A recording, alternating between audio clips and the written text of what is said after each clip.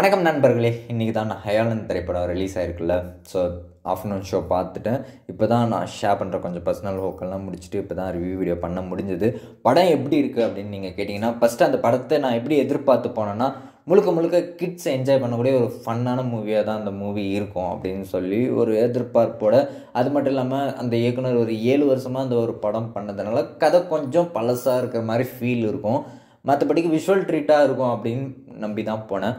அதே மாதிரி படம் ஸ்டார்டிங் ஆனதுலேருந்து ஒரு மாதிரி ஃபீல் குட்டாகவே ஆரம்பித்து காட்டுற விஷுவலாக இருக்கட்டும், ஏலியன் வந்ததுலேருந்து ஒவ்வொரு விஷயமே நம்மளை பிரமிக்க வைக்கிற மாதிரி தான் படம் இருந்துச்சு. கண்டிப்பாக அந்த இயக்குனரை ஒவ்வொரு ஷாட்டுக்கும் நினைக்க வைக்கிற மாதிரி சில விஷயங்கள் அவர் பண்ணியிருப்பார். அவரை கோலிவுட் மிஸ் பண்ணிடவே முடியாது. இனி இவரை நம்பி பலாயிரம் கோடி கூட போடலாம் அப்படின்னு நினைக்கிற அளவுக்கு சில ஷாட்டெல்லாம் இருக்கும், பிரமிப்பாக இருக்கும். நமக்கே கிட்ஸு என்ஜாய் பண்ணுறாங்க, அதை தாண்டி இல்லை, நமக்கே ஒரு வியப்பு இருக்கும். சில பேரெல்லாம் ஹாலிவுட் லவர்ஸ் இருப்பாங்க இல்லையா, என்ன ஒரு பிரமிப்பு தராங்க தெரியுமா அங்கெல்லாம் படம் பார்க்கும்போது அப்படின்னு சொல்லுவாங்க. அங்கே எவ்வளோ பணம் போடுறாங்க, ஆனால் இங்கே இவ்வளோ பட்ஜெட்டில் ஒரு இயக்குனர் இவ்வளோ பண்ண முடியுமா அப்படின்னு காட்டியிருக்காரு பார்த்தீங்களா. ஒரு எந்திரன் படம் பார்க்கும்போது எவ்வளோ ஒரு பிரமிப்பான ஒரு படம் பார்த்தோமோ அந்த ஒரு பிரமிப்பை இந்த ஒரு படமும் தருது. அதுவும் இப்படி ஒரு நிறுவனம் இந்த அளவுக்கு பண்ணதே பெரிய விஷயம். அதுவும் அப்போவே இதை நினச்சி பண்ணியிருக்காங்க அப்படின்னு நினைக்கும் போது ஆட்ஸ்அப். கண்டிப்பாக அந்த விஎஃப்எக்ஸ் டீமாக இருக்கட்டும், இதுக்காக எஃபர்ட் பண்ண எல்லாருக்குமே ஒரு ஆட்ஸ்அப் இந்த இடத்துல நம்ம சொல்லி ஆகணும். கண்டிப்பாக கோலிவுட்டெல்லாம் எங்கே கொண்டு போய் நிறுத்த போகிறாங்கன்னு தெரில. அந்த விஎஃப்எக்ஸ் டீமெல்லாம் அந்தளவுக்கு தத்துரூபமாக சத்தியமாக சொல்கிறேங்க. ஒரு ஷாட்டு காமெடி ஆக்டர் வந்து அந்த ஏலியனை காது பிடிச்சி திருவாங்கள்ல, அந்த மாதிரி அதோடைய கொம்பு மாதிரி இருக்கும் பார்த்தியா, அதை பிடிச்சி இழுக்கும் போது ஐயோ ரியலிஸ்டிக்காக ஒரு ஏலியன் வந்து அந்த இடத்துல நடிச்சிருக்கு, அதுக்கு வலிக்கும்ல இப்படி இழுக்கிறாங்களே அப்படின்னு தோன்ற அளவுக்கு நம்மளை ஃபீல் பண்ண வச்சது. நான் அப்படி ஃபீல் பண்ணேன். ஏன்னா அந்த ஏலியனே வந்து நடித்த மாதிரி தான் எனக்கு ஃபீல் ஆச்சு. அது சிஜி மாதிரி எனக்கு சத்தியமாக ஒரு இடம் கூட ஃபீல் ஆகலை. கிளைமேக்ஸில் ஒரு ஷாட்டை எஸ்கே அவர்கள் ஹக் பண்ணுற ஷாட் கூட அவ்வளோ தத்ரூபமாக ரியலிஸ்டிக்காக ஃபீல் பண்ண வச்சுட்டாங்க.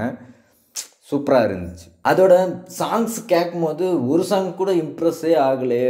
ஐயோ படம் எவ்வளோ எதிர்பார்ப்பு இருக்குது, சாங்ஸ் இந்த அளவுக்கு ரகுமான் அவர்கள் பண்ணல அப்படின்னு நினைக்கும் போது விஷுவலாக சாங்ஸை பார்க்கும்போது நல்லா தான் இருந்துச்சு. சாங்ஸ் தான் அப்படி ஃபீல் பண்ண வச்சார தவிர படத்தில் பிஜிஎம் செம்மையாக போட்டிருப்பாரு, நல்லாவே இருந்துச்சு.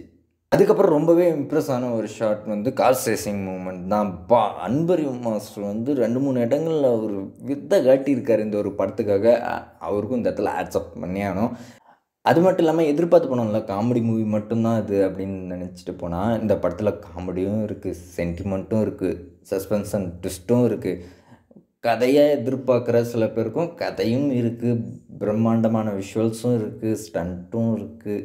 மொத்தத்தில் படம் மசாலாவாக கமர்ஷியலாக வேறு லெவலில் ஒர்க் அவுட் ஆகிருக்கு.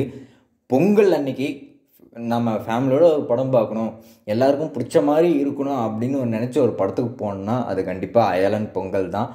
கண்டிப்பாக செம்ம ட்ரீட்டு தான் உங்களுக்கு, மிஸ் பண்ணிடாதீங்க. இப்போ வரைக்குமே சில விஷுவல் ஃப்ரேம் ஷாட் எல்லாமே கண்ணுக்குள்ளேயே அப்படியே இருக்குங்க. நினைக்கும் போதெல்லாம் அந்த ஷாட் அப்பா என்ன ஒரு பிரமிப்பில்லை அப்படின்னு நினைக்கிற மாதிரி ரவிக்குமார் பிரதர் பண்ணியிருக்காரு. சான்ஸ் இல்லை, அவருக்கு இன்னும் பல கோடி கொடுத்து வேறு லெவலில் பண்ணால் கோலிவுட்டை ஹாலிவுட்டாக மாற்றிட்டு போயிடுவார். அதுதான் நான் திரும்ப இந்த இடத்துல சொல்கிறேன்.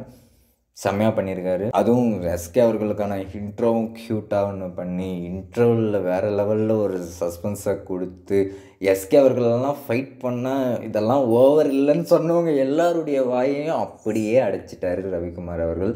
அது படம் பார்க்கும்போது கண்டிப்பாக அவங்க எல்லாருக்குமே புரியும். அல்டிமேட். பாருங்கள், பார்த்தவங்க ரிவ்யூவில் ஷேர் பண்ணுங்கள். மீண்டும் சந்திப்போம் கேப்டன் மில்லர் ரிவ்யூவோட. பாய்.